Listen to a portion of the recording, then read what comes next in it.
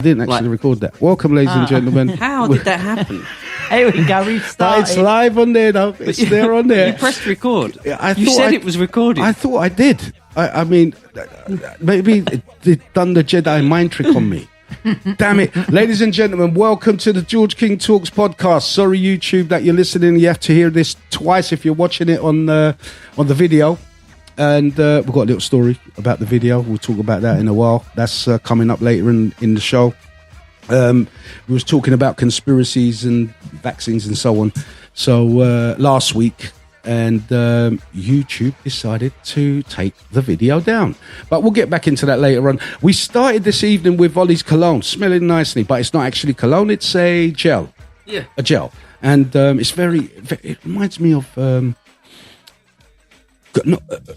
Dakar? Is it Dakar? Dakar Neo. Oh, right, okay. Is it? Yeah, I think so, yeah. Very, it's kind of minty shirt. Fresh. Yeah, very fresh. Herbally, it's very nice. I want to go wash it off. No, you don't. No, you don't. I don't like this much attention. I just did it to wake myself up a little. If I come over, slide over later for a bit of a sniff. It's your smell. It's your smell. Oh, my dad, God rest his soul. He's like, George, what smell you got on? It's a bit of figgy, Dad. You know what I mean? It's a bit. It smell nice. You smell nice. Yeah, it smell. We always say smell instead of smell. God rest his soul. I love that guy. I love the man. I miss him, but it's been 25 years already. Wow. God, time goes fast. Time goes fast. Just remember that we keep these people in our hearts, and to truly keep them alive, it's the memory. You have the memory. That's how you live forever. I mean, people that from ancient times, who have passed, but they've done something, and memory, you remember them for instance, Socrates, Plato, Aristotle. All these people will live forever, throughout history, which is a good achievement. And but you don't have to be that kind of person. It's just that if you remember your loved ones who have passed, keep that memory alive. Pass it on, try to pass on the memory to your kids, grandkids, whatever, and to keep the memory alive. Now, yes, so that gel is very nice, very nice. And Lisa, we was talking about... we didn't hear about her snowball. Yeah, I've had a bad week. Hold on a second. A bad cup. Yeah. Why is Lisa having bad couple of weeks? What's going on? She didn't deserve that, did she? Yeah. No. I get a slap. Now it just gets worse. She's had a bad week. Let us know what's going on. It's one of these things when something goes wrong, it's like a snowball effect. It just gathers more shit and carries on getting worse and worse. Yeah. So, washing machine broke down. Big no. Hate that. God, no washing machine.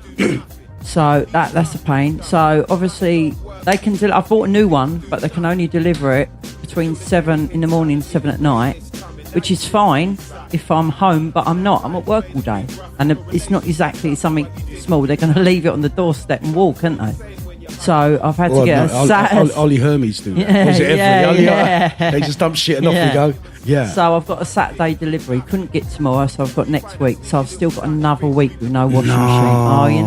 Hold on, what? They couldn't deliver tomorrow? No, they didn't have a fully date. Booked. Fully booked. So what about a Sunday? Could they deliver Sundays? No, so it's next Saturday. So that's the first thing. No washing machine. Family of three men and myself. All work clothes, new every day. A lot of washing. All right. That was the first thing. Turn your knickers inside out. No. We're going down that sniffing thing again. No, you're right. No. We got to talk about that after. So that was one. You're going to have a lot of products to sell. Second one, car insurance. Yeah. Yeah. Yeah, we hate car insurance, right? So I got the quote from the people that I'd been with for a whole year, and it's actually come back cheaper than last year. Wow, couldn't believe that. Not a lot, £20 cheaper, but I wasn't expecting that. I'd argue that. So I got, because I'm like that. Got the documentation all emailed to me today. Yeah, they've got it wrong. They've put from the 5th of the 7th, 24, to the 5th of the 8th, 24. It's meant to be a year. They've given me they've given you a month. A month, yeah. 24, right? She said. And 24. Yeah, sorry. Yeah. I've got a mandate telling me direct debit for the whole year. Yeah. But they on the certificate, it's only got a month. So this insurance company is an online insurance company. So there's no one you can. Is it Mojo? No, it's Yoga. Yoga car insurance. I've just joined one. So you can't speak to anyone on the phone, right? So there's no email address that you can email them. So you go into your portal and you press live chat, and you got a bot that comes up going, hello, and it asks you questions. But there's not one bit there that says, you've done a mistake, can you change it? So you're going around in a loop. What about amendment? Sometimes amendment. Nothing. Sometimes on them bots, you can type just human, and then it will say, we're connecting you to a human now. Sometimes you should try it. I'll try it, but I've tried everything. So I've written them a snotty letter today and sent it to their address, recorded. Good. Saying, I've paid for a year and you give me a month. My certificate's a month. So that's just another snowball. The worst snowball one is just a bit of a shitty thing. It's getting bigger, this snowball, isn't it? Snowball's getting turning into an avalanche. One fit out of the house. So someone noticed a mole on my arm and said, you need to go and get that looked at. It looks a bit iffy. So I've looked at it and I thought, hang on here, it's changing. Yeah, it's gone from a brown to a black colour. Yeah. So I went to the doctor's 2 weeks ago and he's looked at it underneath a microscopy thing and he basically thinks it's cancer. So I have been fast-tracked to a dermatologist, which I go and see next Sunday in St Margaret's Hospital, for them to remove it, and then they send it off to find out what cancer it is and what stage it's at. So that's the shit. So my snowball's really piling up now. Well, look, the thing is, the good thing is that you caught it early. Yeah. It's not like, big melanoma or whatever it is. It's not big growth. Yeah. It's very small. Which is good. But it changes colour. Yeah, that's not it. And it's gone black. Yeah. And it's they say there's like an ABC of what your moles change, and they say if it's not asymmetrical, in other words, a circle, if it start funny shapes. Yeah, and that's what it's done. And it's black and it's bubbling and it's not nice. It's nasty. So I was quite amazed actually. I went, like I said, into the doctor's. The next morning I was at work and I got a phone call from the hospital saying you've been 2 week fast tracked because of cancer to come in and see us in 2 weeks to have this taken out. So when you're going next Sunday? Next Sunday, the 13th, I think that is. The day after the delivery of the washing machine? The day after the... yeah. Well, at least you can go there. So I'm going to have a washing machine, then at least you go with some clean, fresh clothes. I just hope they don't have to dig too much out, because sometimes they can really have to, like, ice cream scoop a lot of...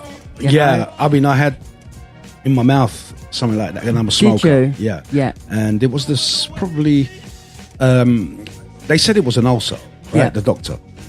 Sorry, guys, we're not doctors. We're just talking about our ailments. In case YouTube decides to remove this video as well.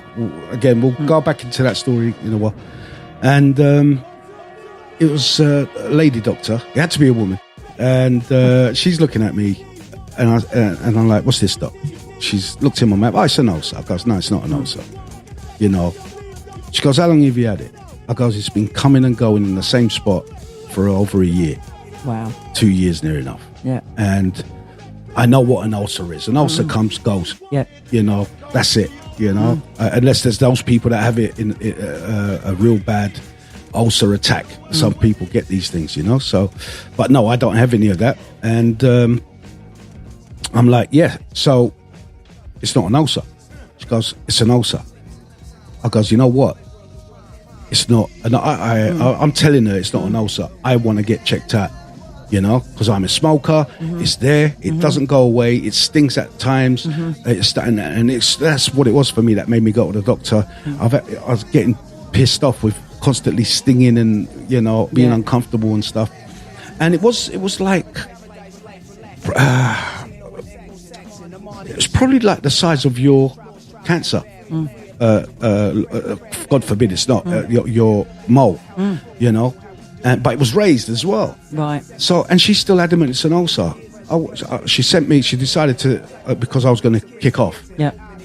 And this is the thing: people don't want to kick off. No. But I've got this doctor, female, telling me it's an ulcer, and I'm telling them no, it's not. You know when you know your body. Yeah. You know what I mean? And you do, don't you? You know your body better than anyone else, and they're telling you shit. You know, I know what an ulcer is. This is not an ulcer. I need it checked out. Yeah. They sent me. They said it's benign in the hospital. Right. We'll cut it out. Yeah. You know, and they kept me under the cancer clinic for like 6 months as an outpatient. And they left me with a hole of about a 5 pence piece. Yeah. In the cheek. Yeah, they take quite a bit out. They do. Yeah. Yeah. No, so and quite deep. It was horrible. Sometimes it just makes you wonder why won't a doctor listen to the person? It's like my daughter, she's got certain medical issues. Doctors don't listen, you know? I mean, and the subject matter that she goes in with, the ailments that she goes in with, it's like they haven't got a clue. Yeah. You know? And that's a kind of... But yeah, look, I wish you best of luck next week. Did you know I had that thing cut out in my head? Did you see that scar? Yeah. So... I'm just glad that I'm pretty impressed with the NHS, to be quite honest. To be fast-tracked, I had the letter the next day. Cancers. Yeah, they really... They operate quick. Yeah, they're in there quick. But there's so many different treatments. When I mean different treatments for the poor, different treatments for the rich. Because there's a clinic, who was it that had... Dolph Lundgren. Yeah. He had a cancer, I think. And rather than just go to the hospital where they bombard you with radiation and all that stuff, chemo and all that. What they do, they take a sample of it and they shoot different rays and chemicals and whatever on that tumor, on that biopsy kind of thing, and to see what kills the cells. Once they find the right treatment for that cell, that's what they treat you with. Right. Okay. So it's like personalized. Yeah. And that's if you've got money. Why don't they have it over here? Not because people pay into the national health, and don't use the national health at all. Some people, you know. But why don't they simplify that? Okay, we've taken a biopsy with that. Let's try it with a bit of radiotherapy. No, that won't kill it. Let's try it with a little bit of this treatment or that drug, you know, and find the one that actually kills it and not makes the patient worse, you know. So it makes you wonder, you know, if you've got money, and I'm talking big money, you know, because like when it comes down to your neck, you're going to pay whatever it can to get yourself cured, you know. And this is why when we was talking a few weeks ago about the royals, how come they live so long? You know, why? The thing is why do they have the right to? Because they matter. And everybody doesn't, and everyone else doesn't. Do you know what I mean? And that's what it basically is. The scum. I've heard recently that, you know, like you go private healthcare, that so many people have left the NHS and gone private healthcare that you're going into these clinics, these private clinics, and their waiting room is as packed now as an NHS. You know, your waiting list is so long because so many people have just jumped on the bandwagon and stuffed NHS. I need to see it quickly. That even they're getting backlogged now. Well, they're probably through insurance, I suppose, and like buying policies. But I mean, look, the thing is, I would go private if I didn't have to pay into the NHS. You know, because that's what I'm under the impression is the my national insurance is supposed to be going to national health, dentistry, and I don't understand why an operation to have a hip replacement is free, but to extract a tooth costs money. Under the NHS, I don't understand that. And it's really hard. So a lot of people find it really hard to get an NHS dentist. There was one up north, and literally this village town had no dentist. Sorry, we just got 40 seconds. I'll try and finish this one off pretty quick. And when they found out there was a dentist coming and opening up a surgery, and they were decorating it and they were building the surgery and everything. Excuse me. They were building the surgery and everything. The queue started from the night before. Right? And this queue went round the block. I mean, like, and people were waiting there all day. Yeah. You know, it was just a walk in, Yeah. walk in. You know, They must have been in pain. They must have. Ladies and gentlemen, we'll be right back after this.